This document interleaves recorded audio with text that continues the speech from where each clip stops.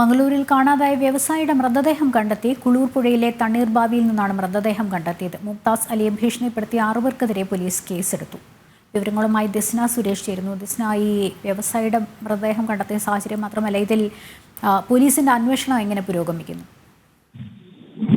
ലക്ഷ്മി, കാണാനായ പ്രമുഖ കാഴ്ചമണി വ്യവസായി മുംതാസ് അലിയുടെ മൃതദേഹമാണ് കണ്ടെത്തിയിരിക്കുന്നത്. കുളൂർ പാളത്തിനടിയിൽ നിന്നാണ് മൃതദേഹം കണ്ടെത്തിയത്. ഇന്നലെ പുലർച്ചെ 5 ദേശീയപാത 66 കുളൂർ പാളത്തിന് മുകളിൽ അപകടത്തിൽപ്പെട്ട നിലയിൽ ഇദ്ദേഹത്തിന്റെ ആഡംബരക്കാർ കണ്ടെത്തിയതിനെ തുടർന്ന് പ്രദേശവാസികൾ തന്നെയാണ് തൊട്ടടുത്തുള്ള പനമ്പൂർ പോലീസിനെ വിവരം അറിയിച്ചത്. തുടർന്നാണ് ഫാൽഗുനി പുഴയിൽ തിരച്ചിൽ നടത്തിയത്. അവസാനമായി ഇയാളെ കണ്ടു എന്ന് പറയുന്നത്, അതായത് മകൾക്ക് ഫോണിൽ ഒരു മെസ്സേജ് അയച്ചിരുന്നു.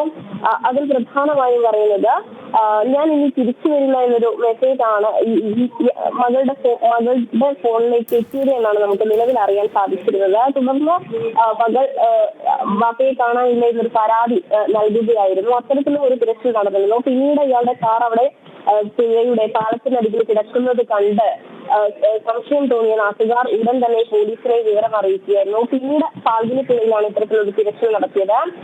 മുംതാസ് അലിയുടെ മൊബൈൽ ഫോണും കാറിന്റെ താക്കോലും ഈ പാലത്തിനടുത്ത് തന്നെ കണ്ടെത്തിയിരുന്നു. ലക്ഷ്മി, മുങ്ങൽ വിദഗ്ധൻ ഈശ്വർ മാൾട്ടി ഉൾപ്പെട്ട സംഘവും NDRF ചേർന്ന് നടത്തിയ തിരച്ചിലാണ് ഇപ്പോൾ നിലവിൽ മൃതദേഹം കണ്ടെത്തിയിരിക്കുന്നത്. ലക്ഷ്മി, ശരി, ദിസ്നയാണ് വിവരങ്ങൾ നൽകിയത്.